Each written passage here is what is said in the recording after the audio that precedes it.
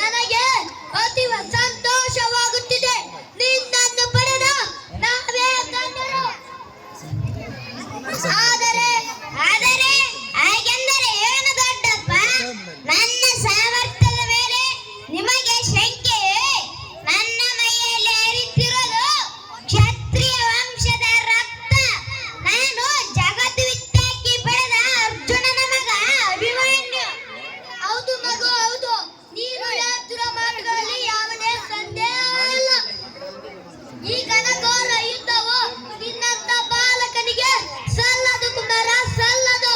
ದೊಡ್ಡಪ್ಪ, ಚಕ್ರವ್ಯೂಹವನ್ನು ಭೇದಿಸುವ ವಿದ್ಯೆಯನ್ನು ನಾನು ತಾಯಿಯ ಗರ್ಭದಲ್ಲಿರುವಾಗಲೇ ಶ್ರೀಕೃಷ್ಣ ಪರಮನಿಂದ ಕೇಳಿ ತಿಳಿದುಕೊಂಡಿದ್ದೇನೆ. ನನ್ನನ್ನು ಅರಸಿ ಕಳಿಸಿಕೊಡಿ.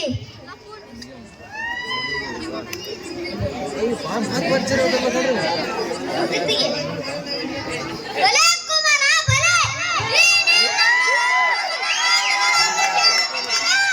ನೀನು ಚಕ್ರವ್ಯೂಹವನ್ನು ಭೇದಿಸುವುದರಲ್ಲಿ ನನಗೆ ಯಾವುದೇ ಅನುಮಾನವಿಲ್ಲ.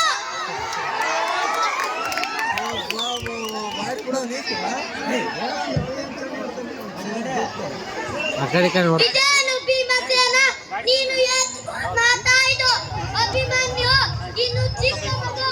ಅವನನ್ನು ಯುದ್ಧಕ್ಕೆ ಕಳಿಸುವುದು ನನಗೆ ಸರಿ ಕಾಣಿಸದು. ಅಣ್ಣ, ನೀನು ಚಿಂತಿಸಬೇಡ. ಚಕ್ರವ್ಯೂಹವನ್ನು ಭೇದಿಸುವ ಸಾಮರ್ಥ್ಯ ಈ ವೀರ ಅಭಿಮನ್ಯುವಿನಲ್ಲಿದೆ.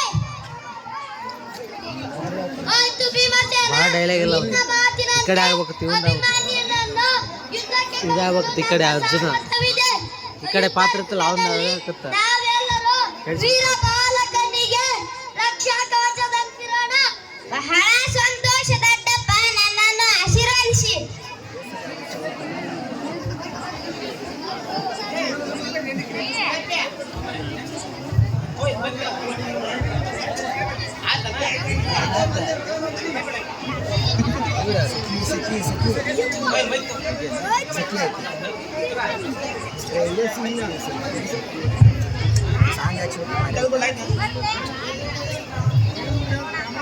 ತೆಗಿರೋದು. ಮುಂದೆ ಬರ್ರಮ್ಮ, ಮುಂದೆ ಬರ್ರಿ. ಈ ದಿನ ನಾನು ಕುರುಕ್ಷೇತ್ರ ಯುದ್ಧದಲ್ಲಿ ಚಕ್ರವ್ಯೂಹವನ್ನು ಭೇದಿಸಲು ದೊಡ್ಡಪ್ಪನಂದಿರಾದ ಧರ್ಮರಾಯ ಹಾಗೂ ಭೀಮಸೇನರಿಂದ ಆಶೀರ್ವಾದ ಪಡೆದು ಬಂದಿದ್ದೇನೆ. ನನ್ನನ್ನು ಆಶೀರ್ವದಿಸಿ ಕಳಿಸಿಕೊಡಿ. ಇದೇನು ಕಂದ, ನೀನು ಯುದ್ಧರಂಗಕ್ಕೆ ಹೋಗುವಿಯಾ? ಅಲ್ಲಿ ಚಕ್ರವ್ಯೂಹವನ್ನು ಭೇದಿಸುವಿಯಾ? ಏಕಮ್ಮ, ಈ ಸುಭದ್ರನಂದ ವೀರ ಅಭಿಮನ್ಯುವಿನ ಮೇಲೆ ನಿಮಗೆ ಸಂದೇಹವೇ? ನನ್ನನ್ನು ಅರಸಿ ಕಳಿಸಿಕೊಡ ಅಮ್ಮ. ಆಗಲಿ ಮಗು, ಶ್ರೀಕೃಷ್ಣ ಪರಮಾತ್ಮನ ಕೃಪೆ, ತಂದೆಯ ಶೌರ್ಯ ನಿನ್ನಲ್ಲಿರುವಾಗಲೇ ಸಂದೇಹದ ಮಾತೇ ಇಲ್ಲ. ಜಯಶಾಲೆಗೆ ಬಾ ಮಗನೇ, ಹೋಗಿ ಬಾ, ನಿನಗೆ ಮಂಗಳವಾಗಲಿ.